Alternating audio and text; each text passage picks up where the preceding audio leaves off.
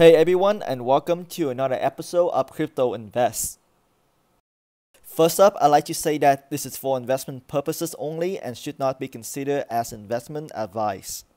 So Jamie Dimon is back at it again, taking another shot at Bitcoin.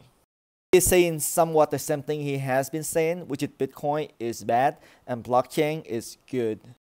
And he also talked about the difference between Bitcoin and blockchain, and he thinks that they don't need to coexist, meaning that Bitcoin doesn't need to exist for blockchain. Although I disagree with a lot of things he says, this last point got me thinking. Could this be true? Could blockchain continue to flourish, but cryptocurrency won't? So let's take a look. But first, let me move Jamie Dimon out of the way. Alright, let me move him. There you go. So with that, I set out to find the answer to this question. Could blockchain exist without Bitcoin and altcoin? It is turned out to be a fairly complex topic. And I found myself to be somewhat confused at times. This is maybe because we are too early on in this industry for anyone to know for sure. However, I found a few good resources, including an article from medium.com titled "Does Blockchain Really Need a Native Coin?" by a gentleman named Pavel Krashenko. And this turned out to be a pretty good article and it offers a lot of interesting insight. And let me go ahead and share some of this with you. Well, first up, this question is just simply not specific enough. So let me break it down for you. Well, first off, we have to know which blockchain Jamie Dimon is talking about. And also, what cryptocurrencies is Jamie Dimon talking about with native coins? We're going to assume that he is talking about Bitcoin and not some kind of altcoin. However, my point is the question needs to be more specific. For example, could Bitcoin blockchain exist without Bitcoin, or could Ethereum exist without Ethereum? That would be a better question in my mind. Alright, so let me move this up and let us get rid of some low-hanging fruits. So right off the bat, we know that if a currency is not native to the blockchain, then it is not needed for that blockchain. For example, Bitcoin and Ethereum blockchain, obviously Bitcoin is not needed for Ethereum blockchain. However, on the other hand, Bitcoin is definitely needed for the Bitcoin blockchain. So this is the yes. And I apologize for my bad handwriting there. So a million dollar question is, how do you know if a native coin is needed for a blockchain? Is this always the case? For example, Bitcoin needed for Bitcoin blockchain, and Ethereum, for example, Ether is needed for Ethereum blockchains, or Ripple is needed for Ripple blockchain. So in order to understand this, we have to go back to the fundamental to see what the coin is actually being used for. So let's take a look at the potential roles of a coin in a blockchain. Well, first off, it is a way to monetize for the founders. So this is about monetizations and financial gains. So what this means is, if you are a founder of a blockchain, you put in your efforts and research into building a blockchain, then you want to be able to gain some financial gains from that, to be rewarded accordingly. So putting together a currencies, a native coin for the blockchains or a token, is a way for the founder to get that money.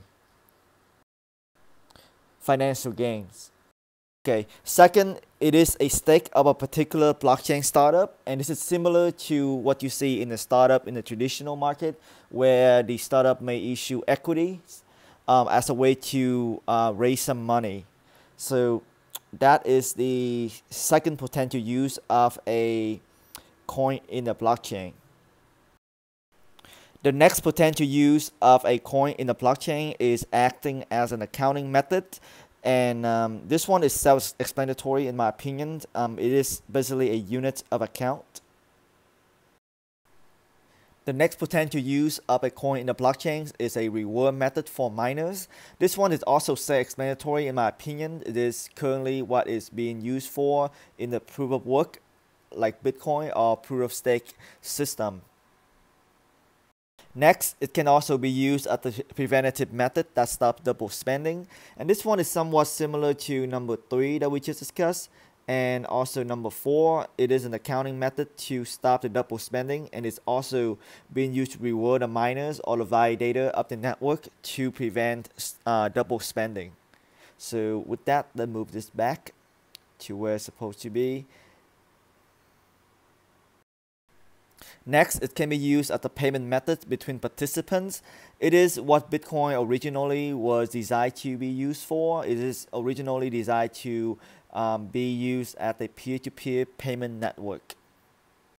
And last, it is a way to pay for membership fees. And this is, can be used to pay for the use of the blockchains. It can be used to pay for a use to build a decentralized app on top of a blockchain. For example, if you are gonna buy, or if you are going to use Ethereum to do smart contract, it makes sense to use Ether to pay for the execution of that contract rather than using something like Bitcoin. So that makes sense to me. And at this point, I want us to take a step back and take a look at the US dollar or any currencies, fiat currency that we have currently. It has some components of each of the 7 items which is mentioned here. As a matter of fact, I think we can say the potential roles of a US dollar in the current economic system. And I think the answer is somewhat similar to what you see here with the 7 components. So now that we have some baseline, let's try to answer our questions. How do you know if a blockchain needs a coin? So with that, the author at this point offers something fairly unique. It is a model for us to attempt to answer that question. So let me attempt to draw this model for you. So, and I apologize for my bad drawing. And this model has basically 4 quadrants, as you can see here. On the top left, you have the system called permissionless public, also known as proof of work. And on the top right, you have permission public, also known as proof of stake. And on the bottom left, you have permissionless public system, also known as FPA. And on the bottom right, you have permission private, which is multi-signature, also known as PBFT.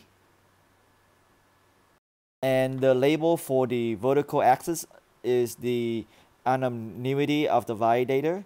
And the label for the horizontal axis is the trust to a validator. So like this. So on the top quadrant, the validator is actually anonymous.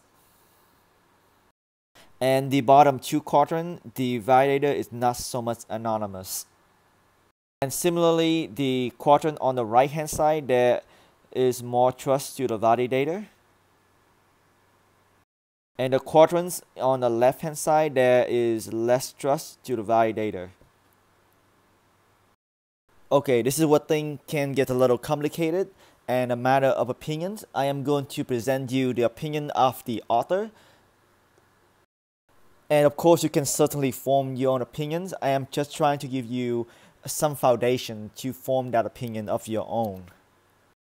The author believes that proof of work system has the strongest case to have a native coin because it is a way to reward for the miners. It is a good way to prevent double spending. It is a good way for a payment method between people, and it is a good way to pay for the fees to use the system. And an example of this is Bitcoin and Monero. Alright, let's move on. As regard to proof of stake system, and I quote from the article, any proof of stake blockchain does not need a coin, according to the author. Rather, what is needed is an ideal payment method which is recognized by everyone. This universally acknowledged payment method would allow for the handling of security deposits by the miners or the validators. Security of proof of stake mainly relies on confiscating a stake in the case of misbehaviors. I am not saying that such ideal currency exists, but I think we are very close. I will describe the criteria for such ideal currency in the next post as per the author. And I think what the author is trying to say is that in the case of Ethereum, for example, you do not need Ether per se in the proof of stake system, but what you do need is something valuable that is recognized by everyone in the network to lock up, and that is a stake. And in the case that you validate the wrong transaction, that stake, the valuable thing that you lock up, can be confiscated. I think in theory, I think that the author has a good point about proof of stake. However, in reality, I think that it is so much more convenient in the case of Ethereum, for example, to have Ether as the native currency of the network, and that's currency of the network, which is recognized by everyone in the network. To be locked up for the proof of stake system is so much easier and efficient that way. In the network, it's so much more inconvenient to use something else outside the network. So to me, Ethereum and many other proof of stake systems have a strong case to exist. In another word, I think Ethereum is here to stay. Alright, moving on. So next is FBA blockchain. An example FBA blockchains are Ripple and Stellar. And this is the opinion of the author, which is shared by many other people that I have read about, is that FBA blockchain, in the case of Ripple and Stellar, do not need a coin at all. It is because anything that you think the coins is being used for example, XRP for Ripple network, that can be easily substituted by another coins. And also the validators of the network are not being pay with the fees in any case, so there's less of a case for them to need a native coin. However, it is important to know that although in theory I agree with the author, however in reality there are values in Ripple and Stellar, for example, there are a lot of money at stake, and that people will certainly, the one with a lot of stake in Ripple and Stellar, will certainly push for the use of the coin, for the adoption of the coin, and also the need for the coin going forward. In other words, the bank is not gonna just let Ripple go down to zero, for example. Alright, last is multi-signature or PBFT, I apologize, blockchain. These are private blockchains, and they by default doesn't need a native coin at all for anything. For example, if Amazon is building a blockchain, I just don't see a need for a coin in that blockchain at all. So there you go. That is my attempt to present you a very complicated questions, and I hope that this gives you some insight. Again, remember, we are at the very early stage of cryptocurrencies, and all this information can be proven incorrect as we move on. So just keep that in mind, but I hope that you at least find this information to be entertaining. And with that, thank you so much for watching. And of course, if you like the video, you like the content, please hit like, subscribe, and comment. And if you want to support the channel, there are ways to do so in the description below. Thank you, and I will talk to you later.